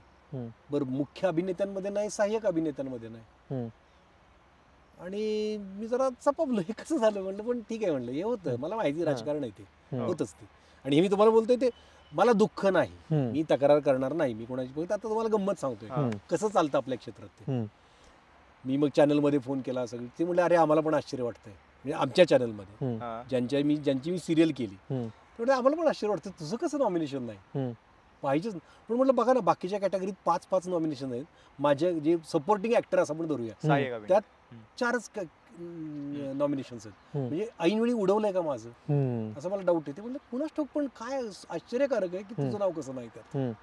ओके, मी तो विषय कट केला, गेलं उडत. आपल्याला काय करायचं. मी असेल बरं, हे एकच नाही, असे लय अवॉर्ड्स मधून मला बाजूला केलंय, त्यामुळे मी आता लक्ष देत नाही. मला अवॉर्ड प्रेक्षकांनी दिलंय हे मला माहिती आहे, आणि चांगलंच दिलंय, मस्त खणखणीत दिलंय. म्हणजे ते जे मी रोज फेसबुकवर टाकतो, मी कुठे कुठे व्याख्यानाला जातो, कसे कसे मला लोक ऍप्रिशिएट करतात, हेच खूप आहे. आणि मला कुठलं चॅनल नको आहे, मीच टाकतो फेसबुकवर, हा सूर्य हा जयद्रथ, हे बघा. कारण काय ना, लोकांना वाटतं काय जणांना की स्वतःचं कौतुक करतो, आत्मप्रौढी करतो. पण मला नाही ना कुठलं चॅनल, माझा गट नाही ना असा मला वर उचलणारा. तर मी जे करतोय ते तरी दाखवतो ना, त्याच्यापेक्षा जास्त वरचं मी दाखवत नाही, जे करतो ते. तर ते झालं, तो अवॉर्ड सोहळा झाला, पार पडला, मग फार मोठा झाला. म्हणजे आपले मुख्यमंत्री उपमुख्यमंत्री आले होते त्या सोहळ्याला. नॉमिनेशन नाही, काहीच नाही, फार मोठा सोहळा झाला. आपले मुख्यमंत्री वगैरे आले त्या सोहळ्याला. तर त्या दिवशी मी फक्त एक करत होतो की सिरियल या कॅटेगरीत परीक्षक कोण होतं. मी त्यात माझ्या एका मित्रानं फेसबुकवर पोस्ट केली की सिरियल कॅटेगरीत मी परीक्षक होतो आणि मला अवॉर्ड द्यायला पण मान दिला TV9ने. मी त्याला मेसेज केला, म्हणलं अरे छान रे, तुझी आज पोस्ट बघितली. तो म्हणा अरे हो किरण, तुला मिळालं का रे अवॉर्ड? म्हणलं मिळालं का म्हणजे तू परीक्षक होतास ना? म्हणलं हो मी परीक्षक होतो. तुला मिळालं काय अवॉर्ड? अरे म्हटलं नॉमिनेशन नाही तर काय सांगतोयस, मी नॉमिनेट केलं तुला, नॉमिनेशन आहे तुझं. म्हणलं अरे नाही, ते सगळं चॅटिंग माझ्याकडे सेव्ह आहे बरं का. मी आता TV9चं नाव का घेतलं तुला आश्चर्य वाटलं? माझ्याकडे पुरावा आहे. जो परीक्षक होता तो म्हणाला की मी, त्याने दुसऱ्या परीक्षकाचं नाव घेतलं, तिसऱ्या परीक्षकाचं, आम्ही तिघांनी तुझं नॉमिनेशन केलं होतं, तुझं नॉमिनेशन होतं, असं कसं झालं? तो हैराण. तो म्हणला बोलूया आपण बोलूया. म्हटलं थांब, एक्साइट होऊ नकोस, हा. मला याचा इश्यू नाही करायचा. हम्म. कारण काय माहिती का, मी हे बोललो ना तर मग असं होईल की हा प्रत्येक गोष्टीवरच याचं रडगाणं हम्म. असतं. किंवा कॉन्ट्रोवर्सी होते. आणि आता जर मी तुम्हाला सांगतोय ना, हम्म. कुठली खंत नाही, हम्म. पण हे चालतं, हो. हो. हे चालतं. हम्म. म्हणजे तो परीक्षक म्हणतोय की मी तुझं नॉमिनेशन केलं होतं, गेलं. म्हणजे माझं ऐनवेळी- नॉमिनेशन होतं, ऐनवेळी कोणीतरी नाही याला बाजूला ठेवा, हम्म. हे केलंय. बरं, त्याचे माझ्याकडे स्क्रीनशॉट आहेत हम्म. चॅटचे आमचे. हम्म. हे कसं म्हणजे ते अवॉर्ड ज्याला कोणाला दिलं गेलं असेल हा. त्याला मोठं करायचं असेल ना, हो. तर अशा पद्धतीनं मोठं केलं जातं. जातं. ठरवून अवॉर्ड दिले ठरवून- जातात. ठरवून अवॉर्ड हे नॉमिनेशन वोटिंग वगैरे काही नसतं. हे बंद कसं करायचं आपण? का बंद? ते अवॉर्डचे महत्वच घालूया ना आपण. हम्म. कुणी बघितलं ते अवॉर्ड, त्याला हम्म. किती टीआरपी मिळालं असेल त्यांनी मला दाखवावं. हम्म. किंवा हा प्रोपोगंडा ही त्यांना लॉबी कशी बंद करू शकतो? लॉबी बंद नाही करायची आपण, आपली लॉबी अशी स्ट्रॉंग उभी करायची. आपण हम्म. स्वतःला असं स्ट्रॉंग उभं करायचं की ते हम्म. खुशी वाटली पाहिजे. हम्म. तू मला सांग ना, माझ्यावर ज्यांनी आरोप केले हम्म. हा. आणि त्यानंतरचा माझा प्रवास तुम्ही बघताय, हो. कुणाचा प्रवास खणखणीत, ठळक, अधोरेखित करणारा प्रवास कुणाचा आहे? तो किरण मानेंचाच होता. आणि माझ्या विरुद्ध जे बोललेत ते कुठे दिसतायत तुम्हाला? बंद पडलं ते. चर्चेत तरी दिसतायत कुठे? हम्म. किंवा त्यांच्या टीआरपी आहेत, हाय, हम्म. त्यांना कामं मिळाली असतील, त्याला टीआरपी आहे. हम्म. नाही. आपली रेष आपण मोठी करायची, त्यांची नाही खोडायची. त्यांची नाही पुसायची. वा. त्यांची त्यांना रेष आखू द्यात. किती आखताय, हम्म. केवढा दम आहे तेवढी आखून दाखवा. हम्म. त्याच्यापेक्षा मोठी रेख आपली आखायची. संपला विषय, आता हे विषय संपला. नाही, मागच्या मुलाखतीत पण आपण बोललो की हो. मग शशांक शेंडे सोबतच झाली होती बहुतेक मुलाखत. मग भाऊराव कराड असतील, नागराज मंजुळे सारखी लोक आहेत की जी आता आतमध्ये येतात आणि आपली लॉबी मोठी करतात. हं. लॉबी मोठी करणं आपण गरजेचं आपल्याला आहे. मोठं करायचं ना. हम्म. हा. म्हणजे आता मला माझ्यावर जे ट्रोल करतात ते सुद्धा हम्म. आता हातबल झाली आहेत. हम्म. ट्रोल करणाऱ्यांची भाषा बदलत चालली. पूर्वी म्हणायचे कोण किरण माने, आम्ही ओळखत नाही. हा. नंतर म्हणाले हा आहे का, त्याला आम्ही सिरियल मधूनच काढून टाकतो. नंतर म्हणले आता कसा रस्त्यावर आला. आता म्हणतात हे मिळालं ते काम तरी नीट जप. आता म्हणतात हा काय स्वतःला मोठा समजतो का, शहाणा. अशी त्यांची भाषा बदलत हा, चालली. हा, हा. म्हणजे पण हा चालूच आहे, किरण माने सुरूच आहे, हो. तो बंद नाही पडणार. हे बघा, मी एक वाक्य लिहिलं फेसबुकवर की जोपर्यंत तुम्ही चालणं थांबवत नाही हम्म. हा. तोपर्यंत तुम्ही कितीही हळू चाललात तरी फरक पडत फरक पडतो. वा. नाही. तुम्ही सातत्य ठेवा, हम्म. चिकाटी सोडू नका. हम्म. आज दाबतील, उद्या दाबतील, मी येणारच आहे कधी ना कधी, बाउन्स बॅक करणारच आहे मी. आता हाच निर्भीडपणा आणि परखडपणा 100% राजकारणात दिसणार आहे का? 100%. मी जिथं जाईन तिथे राजकारणातच काय, आता मुंबईतून राजकारण होणार की साताऱ्यातून होणार? हा. तुमचा राजकारणाचा प्रवास काय इथून पुढे? जे काय मला- करणार? आता मी उद्धवजी. राजकारणी व्यक्ती नाही, त्यामुळे मला आता हम्म. आणि भविष्यवेत्ता पण नाही की काय होणार ते. आणि मला एक माहिती, माणसाच्या आयुष्यात काही घडू शकतं. हो. कदाचित मी विदर्भातनं पण करेन राजकारण, कुणाला माहिती, काय माहिती. तिकीट मिळालं तर मायनीतनं, साताऱ्यातनं, मुंबईतनं. लय पुढे जाऊ नका. आत्ताची कुठं पक्षात आलोय. हा. नाही, आता देऊ कुठलीतरी- शकतील. आता इच्छा कुठलीतरी- आहे का? आता कुठलीतरी एक जबाबदारी माझ्यावर टाकू द्यात. ओके. अच्छा. हा. ती जबाबदारी मला पार पाडता येते का बघू द्यात. त्याचबरोबर माझी ही कामही चाललीत, हम्म. हो. ही तर ती सांभाळत मी करतोय. तर बघूया जी जबाबदारी देतील. मला जे काय करायचं आहे ना, की मी तुम्हाला माझी सुरुवात सांगितली की राजकारणात मी कुठली लोक बघितली. Yes. हम्म. मी जर राजकारणात गेलो, मला संधी मिळत गेली आणि मी, हम्म. तर एक खात्री देईन मी की मी भ्रष्ट होणार नाही. हम्म. आरोप होऊ द्यात किती पण, ते सिद्ध होणार नाहीत. हम्म. आरोप होणार माझ्यावर, पण ते हम्म. सिद्ध होणार नाहीत. हम्म. मी फक्त आर्थिकदृष्ट्या नाही, मनानंही भ्रष्ट होणार नाही, वा. मी विचारांनी भ्रष्ट होणार नाही. हम्म. आणि मला जे काही मिळेल ना, म्हणजे समजा एखादं पद मिळालं तर त्या पदाची काय कर्तव्य आहे ते मी आधी अभ्यास करेन त्याचा, हम्म. आणि ते 100% त्या पदाचा उपयोग करेन मी, 100%. हो. म्हणजे तिथं कुठला भ्रष्टाचार होऊही देणार नाही मी. हम्म. आणि मी स्वतः म्हणजे असं पण नाही की ना खाऊंगा ना खाणे दूंगा हे म्हणायचं, हा. तसं नाही. हम्म. मी स्वतःच पाळणार ही की बाबा बघू जमते का आपल्याला, बघू. आणि पण मी हे करणार, मी एवढं तरी करेन की जी जबाबदारी येते ती 100% करणार. मग त्यातून कुठली तुम्ही म्हणताय तशी जी काही मिळेल हा. त्यासाठी मी 100% किंवा याच्या आधी आलं होतं कुठलं पक्षाची ऑफर की आमच्या पक्षात या आल्या किंवा- होत्या, पण माझी मनाची तयारी नव्हती. किंवा आम्हाला असं दिसत होतं की म्हणजे खूप कमेंट्स येतात की हा शरद पवारांचा माणूस आहे, हा हा. राष्ट्रवादी पक्षाचा माणूस आहे, तो ती अफवा होती, हा. आजही सांगतो ती अफवा आहे. की असं वाटलं होतं की जाणार तर या राष्ट्रवादीमध्ये हा, जातील. नाही, कारण की सगळ्यांना- त्यांची पण बऱ्यापैकी तशीच विचारसरणी ती आहे. अफवा भाऊजनी. होती, पण पूर्णपणे हम्म. शरद पवारांविषयी मला प्रचंड आदर आहे. हम्म. त्यांना सुद्धा मी लहानपणापासून बघितलंय जवळ. हम्म. पण माझं इकडचं गाव जसं जे यशवंतराव चव्हाण पतंगराव कदम होते, हा. तसं माझं आजोळ कोराळे, माझ्या आजोबांपासून शरद पवारांशी संबंध आहेत. आजोबा, मामांची मुलं आता तिथे कारखान्यावर डायरेक्टर वगैरे आहेत. राष्ट्रवादीशी त्यांचे संबंध आहेत. पण माझा कुठल्याही पक्षाशी असा कनेक्ट नव्हता. संबंध. शरद पवारांनी मला एक नट म्हणून मला बोलवून घेतलं होतं की तुझ्यावर अन्याय झाला हे तू म्हणतोस तर तुझं म्हणणं काय ते मला सांग. सगळ्यांना वाटलं की मी शरद पवारांचा माणूस आहे. मला ट्रोल सुद्धा म्हणतात, हा तू पवारांचा माणूस आहे, तू पवारांचा. मी हसतो अक्षरशः, माझ्या घरातले सगळे हसतात. काही संबंध नाही, पवारही सांगतील तुम्हाला काहीही संबंध नाही. म्हणजे तर माझ्यापुढे सगळे ओपन होते सगळे. मी आता सुनित्रा वहिनी अजितदादांचे मिसेस, त्याही त्यांच्या सामाजिक उपक्रमात मला बोलवतात, त्यांच्याशी माझे संबंध आहेत. किंवा शरद पवारांशी आहेत, आदरणीय शरद पवार असतील किंवा सगळ्यांशी, आणि त्यांचे कार्यकर्ते ते तर अगदीच माझ्या जवळचे मित्र आहेत. म्हणून लोकांना वाटत असेल की मी राष्ट्रवादीचा आहे. त्या कार्यकर्त्यांनाही माहिती मी राष्ट्रवादीचा आहे. मी त्यांना वाटेल तसं बोलतोय. 2024 ला आली जर संधी तर निवडणूक लढवायची तयारी आहे का मनाची? उद्धवजी ठाकरेची जबाबदारी देतील, राजकीय उत्तर देतो मी. डिप्लोमॅटिक असं नाही, हे सत्य पण आहे.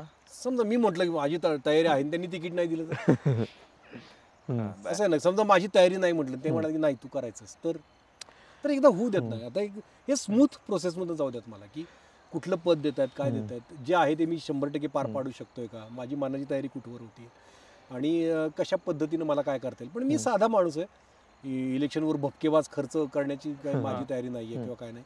पण मी जे काही करेन ते इथून करेन आणि मनापासून करेन, बाकी काय. पण मग याच परखडपणामुळे बिग बॉस मध्ये घेतलं गेलं होतं की प्युअर कलाकार म्हणून, काय वाटतं तुम्हाला? बिग बॉस मध्ये त्यावेळी परखडपणामुळे घेतलं गेलं असेल कदाचित, ज्यावेळी घेतलं त्यावेळी, त्याच्या आधी कॉन्ट्रोवर्शियल. त्याच्या आधी पण मला एकदा विचारलं होतं, त्याच्या आधी 2 वर्षापूर्वी. नेहा शितोळे तुम्ही म्हणाल, तुम्ही ते पहिला सीझन, पहिला नाही दुसरा सीझन शिव ठाकरे वगैरे होते ना, त्या सीझन साठी मला विचारलं होतं. त्यावेळी पण मला विचारलं नाही म्हटलं. हा, त्यावेळी मनाची तयारीच नव्हती ती, की बाबा कशाला करायचं, आपलं क्षेत्रच नाहीये ते. पण नंतर मला ज्यावेळी माझी कॉन्ट्रोवर्सी झाली आणि त्यांनी विचारलं, त्यावेळी मला जाणं भाग यासाठी पडलं की माझ्याविषयी ज्या अफवा उठत होत्या त्या प्रकरणानंतर किंवा त्यांनी जे आरोप केले होते ते बऱ्याच जणांना खरेही वाटले होते. तर मला स्वतःला प्रूव्ह करायचं होतं की मी काय केलं पाहिजे. की म्हणजे कसं, एक अमिताभ बच्चनचा किस्सा सांगतो तुम्हाला. अमिताभ बच्चनवर खूप भ्रष्टाचाराचे आरोप होत होते, एक काळ होता, त्यांच्यावर राळ उडत होती, पडता काळ होता तो. आणि ते इंटरव्ह्यू अजिबात देत नव्हते अमिताभ बच्चन, कुठल्याही पेपरला इंटरव्ह्यू देत नव्हते. पत्रकारांना बंदी होती अमिताभ बच्चनच्या घरी. आणि ते आरोप होत होते, मीडियामध्ये खूप येत होतं, अमिताभ बच्चन भ्रष्टाचारी आहे, अमुक आहे तमुक आहे, बोफोर्स घोटाळा, अमुक तमुक, असे आरोप होत होते. आणि अमिताभ बच्चननी त्यांच्या चरित्रात सांगितलेला किस्सा आहे की एकदा समोरच्या लॉनवर अमिताभ बच्चनचे वडील हरिवंशराय बच्चन पेपर वाचत बसले होते. त्यांनी पेपरमध्ये मुलाविषयीच्या बातम्या वाचत होते आणि त्यांनी एक वेळ अमिताभ बच्चनकडे बघितलं आणि म्हणाले की बेटा हे सच तो नाही आहे. त्यावेळी अमिताभ बच्चन वाटले यार माझ्या वडिलांचा विश्वास बसायला लागला याच्यावर. मग त्यांनी पत्रकारांना मुलाखती वगैरे द्यायला सुरुवात केली आणि स्वतःची बाजू मांडायला लागले. मग ते कोर्टात जाऊन त्याच्या विरुद्ध लढले आणि प्रूव्ह केलं की मी यात नाही म्हणून. तसं माझं झालं की ज्यावेळी काही जण जवळचेही म्हणायला लागले की याच्यावर आरोप होतात ते खरे का नसतील, खरे नसतील कशावर. बिग बॉस हा शो असा आहे की ज्यात कॅरेक्टर मात्र नक्कीच कळतं माणसाचं. माणसाचं व्यक्तिमत्व आम्हाला किरण माने तिथं समजलं. व्यक्तिमत्व तेच झालं. मी म्हटलं की ज्या बिग बॉस मध्ये आपण जाऊया तिथं खोटं नाही वागू शकत कोणी. आणि आता मी काय ते 24 तास लोकांना बघू द्यात मी कसा आहे ते, आणि तो बघितल्यानंतर लोकांनी ठरवू देत की मी कसा आहे. जे माझ्यावर आरोप करत होते ते खरे आहेत का मी खरं आहे. होईल ते होईल, रिस्क होती, ती रिस्क होती. फक्त मला खूप जवळ वाढणारे माझ्या घरातले होते, माझे खूप जवळची माणसं होती ना, ते म्हणत होते जा बिनधास्त, आम्हाला माहिती आहे तू दिसणार काय असते तिथं आणि तू जे आहेस ते तू दाखवणार. आता मी तुम्हाला मुलाखत कशी देतोय तसंच मी तिथं राहणार. घरातल्याला माहिती होतं, बाकीच्या वाटत आता सापडला, आता हा बदनाम होणार तिथे जाऊन. आणि खूप प्रयत्न पण झाले तिथं आत गेल्यानंतर. पण शेवटी कॅरेक्टर, म्हणजे मला विश्वास कशावर बसला माहिती का, गौतम बुद्ध जे सांगतात ना शील आणि वर्तन, किंवा सगळ्यांनी सांगितलं की शेवटी सत्याचा विजय होतो. तर शीलाला आणि वर्तनाला किती महत्व आहे ते मला बिग बॉस मध्ये गेल्यावर कळलं. की तिथून बाहेर आल्यावर जे प्रेम मिळालं मला लोकांचं, आम्हाला वाटलं होतं विनर तुम्हीच असाल, सगळ्या महाराष्ट्राला वाटत होतं. आता तुम्हाला मी आधीचे किस्से सांगितले त्यामुळे ते तुम्ही समजून घेऊ शकता, मला विनर करणारच नव्हते. किंवा बिग बॉस बाबत असंही जाणवलं, म्हणजे मग मम्मी म्हणजे आम्ही पण बघत होतो की पहिला 1-2 आठवडा खूप ट्रोल झालं. म्हणजे तुम्ही काहीतरी वेगळा गेम खेळत होतात आणि खूप ट्रोल झालं. आणि नंतर अचानक काहीतरी तुम्हाला रिअलाइज झालं, काय झालं माहित नाही, आणि तिथून तुम्ही जो फेअर गेम खेळलात ना, मग मी अजूनही नाव काढते. काल फोन केला होता की किरण मानेंचा पॉडकास्ट, अरे वा किरण मानेंचा पॉडकास्ट, की मग ते काय रिअलायझेशन होतं काय होतं अचानक? माहिती का, समजायला माझी थोडा वेळ मनस्थिती जातो. तुम्ही समजून घ्या. मी हम्म. खूप इमोशनल माणूस आहे, हो. खूप संवेदनशील आहे आणि मी खरा वागतो. हम्म, नुकतीच ती कॉन्ट्रोवर्सी झाली होती, हम्म, हो. त्यातून मी बाहेरही पडत नव्हतो. बिग बॉसमध्ये गेलो, हा, खूप डिस्टर्ब होतो मी आतून, हम्म. की हल्लवतो मी कम्प्लिटली, की आता काय माहिती आहे पुढे काय होणार आहे आपल्या करिअरचं, हम्म. काम मिळणार आहे की नाही, आपण बदनाम होणार आहे की नाव मिळणार आहे, आपल्याला काही माहित नाही. हम्म, खोट्या बदनामीनं मेलेली माणसं पण खूप आहेत हो. समोर. तसं होईल की आपण यातनं बाहेर पडू, हम्म. या द्विधा मनस्थितीत मी आतमध्ये होतो. पहिल्यांदा गेल्यानंतर मला सुचत नव्हतं की मी काय करायचं. मला कळत होतं, मी बारकाईनं गेमही बघत होतो प्रत्येकाचा. हम्म. मला कळत होतं की सोपं आहे आपल्याला खेळ हा, हम्म. पण माझी इच्छा होत नाही आता.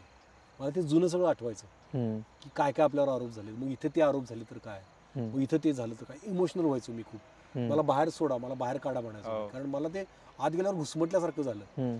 आणि माझं ठीक आहे, माझ्या घरच्यांना आता काही फेस करायला लागू नये हो. असं वाटायला लागलं, की आपण आधीच आपल्या घरच्यांना हे केलं आणि आता त्रास नको काही घरच्यांना. हम्म. पहिले 2 आठवडे तसे गेले जरा डळमळीत, पण नंतर मात्र मी कंबर कसली की हम्म. हालायचं नाही आपण, हम्म.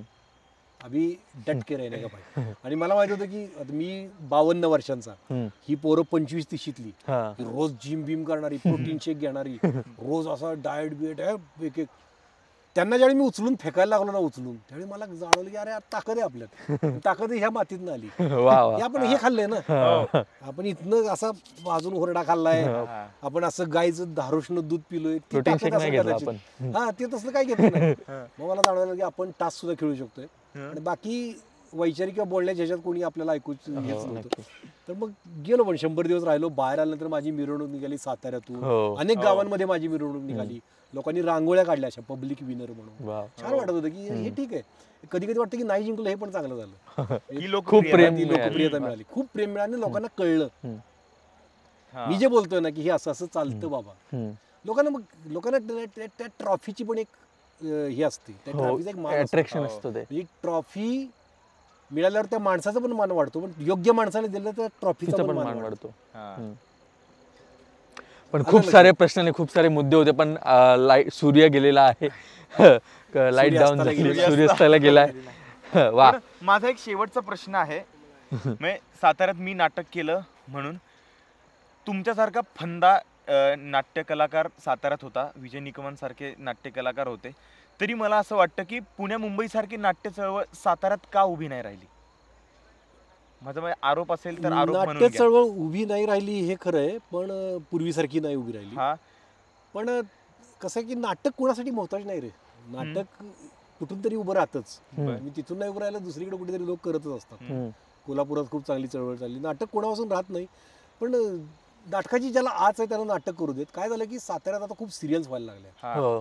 पण ते आता सुद्धा व्हायला. 4 ते हा. 5 सिरियल्स आता सुरू आहेत. हम्म. त्यामुळे काय झालं, घर बसल्या लोकांना काम मिळायला लागलं. हम्म. प्रत्येकालाच काम मिळायला लागलं. काय झालं घराघरात की अरे हा रोलला माणूस पाहिजे, अरे तो काय, तो त्या सिरियलमध्ये काम करतो, मग त्याला बोलवा, तो त्या सिरियलमध्ये काम करतो, त्याला बोलवा, तो त्या सिरियल, मग याला तरी बोलवा. हम्म. तो येतो आणि तो दिसायला लागतो टीव्हीवर, की लोक म्हणतात अरे तुम्ही त्या सिरियलमध्ये होता ना, की त्याला वाटायला लागतं की जसं तुम्हाला म्हणलं की प्रसिद्धी आणि लोकप्रियता, त्याला वाटतं आपण लोकप्रिय झालो, ते प्रसिद्ध झालेला असतो तो. हम्म. तर ते व्हायला लागलं आणि मग त्यांना वाटायला की नाटक करायची काय गरज आहे, हम्म. का करायचं नाटक. बेस. बरं, नाटक करायला सुरुवात करतात, हम्म. नाटकाची वाचनं सुरू होतात हम्म. आणि त्याला फोन येतो की ह्या सिरियलमध्ये काम करशील, तो नाटक सोडून सिरियलमध्ये जातो पर डे. Per day. हम्म. तर मग त्याचा पण दोष नाही, त्याला करावंच वाटत असेल ते हम्म. नाटकाची त्याला गरज वाटावी असं नाटक उभं केलं पाहिजे तिथं कुठेतरी, हा. हम्म. की नाटकाची त्याला गरज वाटावी की मला अभिनेता म्हणून लॉंग रन मध्ये करिअर करायचं असेल तर नाटकाशिवाय पर्याय नाही. मला ही 4 कामं मिळतील, जेव्हा साताऱ्यातून सगळ्यांचा बाजार उठेल त्यानंतर माझं काय होणार हा त्यावेळी जो विचार करेल ना, त्यावेळी तो नाटक करायला लागेल. साताऱ्यातून जेव्हा बाजार उठेल सगळा, की साताऱ्याला कंटाळतील सगळे हो. कारण की आणि सातारा पिळून झाल्यावर दुसऱ्या कुठलं तरी गाव पकडतील, हम्म. त्यावेळी त्यांना कळेल की आपल्याला आता फोनच येत नाहीये सिरियलसाठी. हम्म. मग मग तेव्हा- ते नाटक करायला लागतील आणि मग त्यांना नाटकाचं महत्व कळेल. असं सगळं उलट गणित कारण आहे. की सगळ्या कलाकारांना मुंबईत यायचं यायचं. असतं, हो आहे. हो. त्यामुळे ते नाटक ते त्या गावातच हा, राहतं. मी एकमेव असा कलाकार आहे बरं का हा. आजही, हम्म. की मी आजही साताऱ्यात राहतो. मी साताऱ्यात राहून करिअर केलंय. मुंबईत घर नाही. मुंबईत नाही, घर नाही माझं. मी आता इथून शूटिंग संपलंय आता शूटिंग संपून आलो, आता मी सातारला जाणार, इथंच आहे, सातारा जवळच आहे, पण इथंच मी जाणार आणि कुणी शूटिंगसाठी बोलवलं की इथून मी त्या ठिकाणी जातो आणि शूटिंग करतो. मुंबईत तात्पुरतं राहतो शूटिंगसाठी वगैरे, पुन्हा सातारा गाठतो. मी आत्तापर्यंत या 20 वर्षात 25 वर्षात जे करिअर केले ते साताऱ्यात राहून केलंय आणि ते नाटकाच्या थ्रू केले. म्हणजे माझी नाटकं आधी केली, नाटकं मुंबईत प्रयोग केले, मग मला सिरियल्स मिळायला लागले. आतापर्यंत ज्या सिरियल्स केल्या, आता तुम्हाला दिसलेल्या कुठल्या माझ्या नवऱ्याची बायको, मुलगी झाली हो, सिंधुताई, या सगळ्या मला साताऱ्यातून बोलवून घेऊन दिलेल्या आहेत. जे कुठले सिनेमे केले, 10 व्यावसायिक नाटकं केली मी, जी सुयोगचं केलं, लता नार्वेकरांचं केलं, वेगवेगळ्या संतोष काणेकरचं केलं, मोठमोठ्या निर्मात्यांकडे मी मुंबईतल्या नाटकं केली. ती सुद्धा साताऱ्यातून त्यांनी मला बोलवून घेऊन, प्रशांत दामलेंकडे केलं, त्यांनी मला नाटकं बोलवून घेऊन काम दिलं. पुन्हा व्यावसायिक नाटकाचा विचार काही आहे ना माझ्याकडे? आता 2 नाटकं आहेत माझ्याकडे. आता काय झालं की आता सिनेमा या प्रकारात मला खूप तगडं अजून काही करायला मिळालं नाही. मला नाटकात खूप तगड्या भूमिका मिळाल्या, अवॉर्ड सुद्धा खूप मिळाली, तगड्या भूमिका मिळाल्या. नाटक त्यावेळी मी नवीन होतो, 10 व्यावसायिक नाटकं आली 10 लीड रोलमध्ये आणि खूप चांगल्या भूमिका करायला मिळाल्या. सिरियलमध्ये सुद्धा खूप तगड्या भूमिका करायला मिळाल्या आणि त्या सगळ्या गाजल्या. मी ज्या सिरियल केल्या त्या TRP मध्ये नंबर 1 होत्या, त्या सगळ्या चांगल्या भूमिका करा. आता सिनेमा हे क्षेत्र असं राहिलं की मला तगड्या भूमिका करायच्यात, तर आता सिनेमे चालून येत आहेत, तर आता बरे रोल मिळत आहेत. त्यातून एखादा, आता असं मी वाट बघतो की एखादा जबरदस्त रोल मिळेल आपलं, असं सिनेमा भन्नाट केला. आणि ती वेळ लवकरच येऊ. आणि याच नोटवर आपण हा एपिसोड थांबवू. तुला कसं वाटलं अजब गजबशी बोलून? लय भारी वाटलं यार. मला असं वाटलं होतं की मी शूटिंग करून दिवसभर थकलोय आणि तुम्ही संध्याकाळी म्हटलं की आता काय होणार, बोलूया काहीतरी बोलूया आपलं. पण बोलता बोलता तुम्ही एवढं असं मला गुंगवलं की छान झालं, पण मस्त वाटलं मला. अजब गजब कितीतरी दिवस तू माझ्या मागे आपण करूया, पण झालं फायनली अजब गजब पद्धतीने झालं. आणि आम्हालाही मजा आली खूप. सनडाऊन झाला तरी आपल्या गप्पा थांबलेल्या नाहीत आणि गप्पा थांबणारच नाही. इतका मन मोकळे स्वभावाचा आणि मन मोकळे आणि परखड आणि खरं बोलणारा आम्हाला माणूस भेटला. आम्हालाही मजा येते अशा पॉडकास्ट करण्याची आणि असे पॉडकास्ट येत राहतील, तुम्ही बघत राहाल. तोपर्यंत तुम्ही अजब गजबला सबस्क्राईब करा आणि कुठला माणूस पाहिजे तुम्हाला, कुठला अजब गजब कलाकार पाहिजे, अजब गजब नेता पाहिजे, ते आम्हाला कमेंट्सद्वारे सांगा आणि अजब गजबला सबस्क्राईब करा. अजब तुझ्या एका स्टाईलमध्ये, सातारच्या स्टाईलमध्ये सांग अजब गजबला सबस्क्राईब करायला. या कॅमेरा तुम्ही आता माझी मुलाखत बघितली असेल, की शेतात रानात घेतली मुलाखत.